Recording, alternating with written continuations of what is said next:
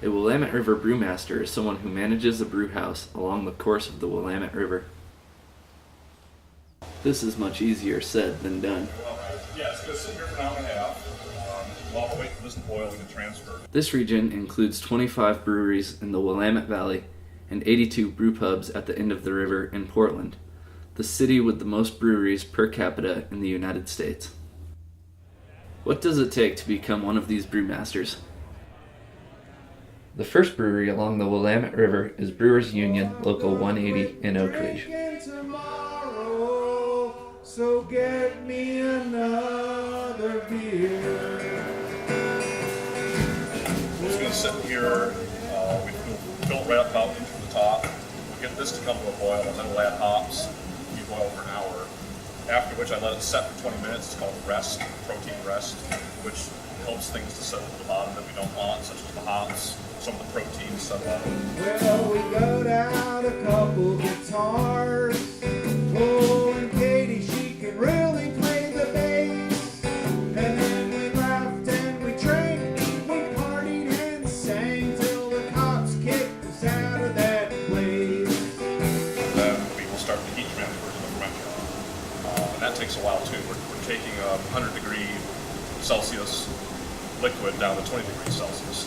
So I have a thing called a heat exchanger down here. You put cold water one way and hot the other, and then it exchanges the heat. And pitch the yeast, and then we drink beer. Well, it's written on my forehead, and it ends up on my derriere.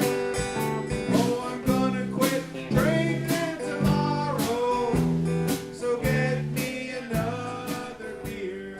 On the edge of the Cascades, this Anglo-American public house and brewery appeals to mountain bikers, anglers, backpackers, and locals stopping in to drink brewmaster Ted Sobel's line of cask condition ales. Downriver, in the heart of the Willamette Valley, is Flattail Brewery in Corvallis.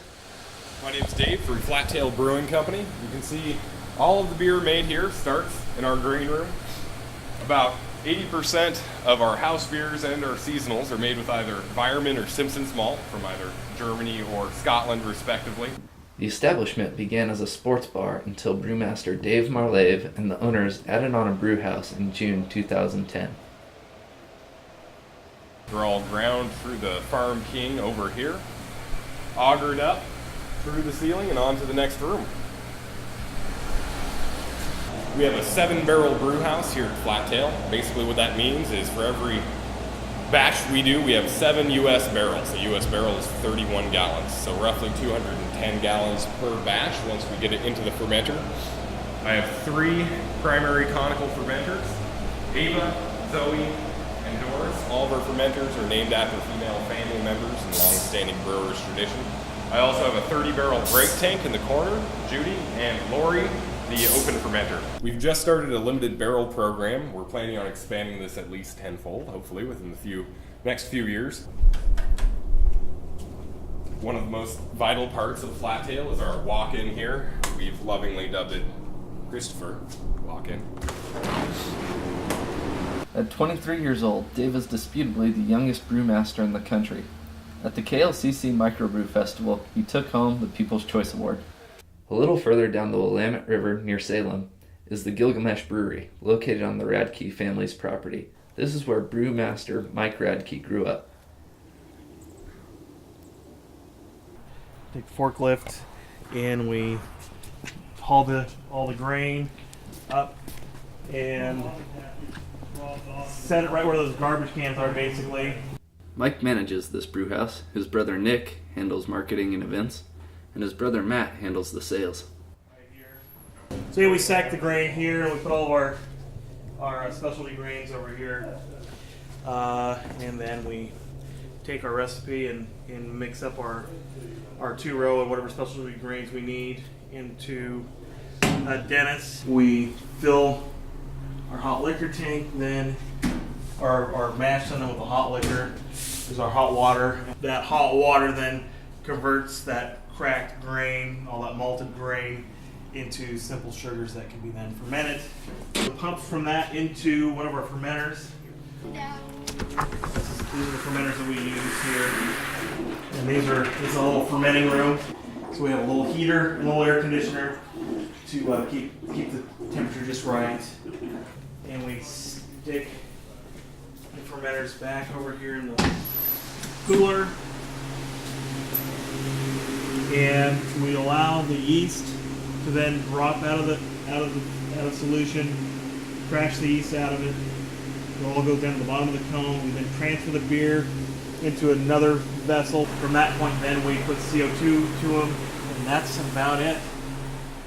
Hops are grown on over 2,500 acres in the Willamette Valley, helping to put Oregon in the top 5 states for the most microbreweries. I think most of you are from here, but in case you're not, there's a few things you need to know about Portland.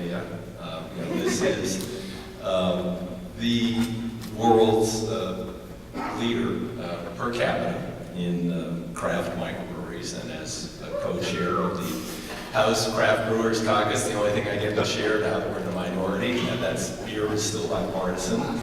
Traveling to Tequila, Mexico in the state of Jalisco, you'll find a region exclusive to growing the agave plant.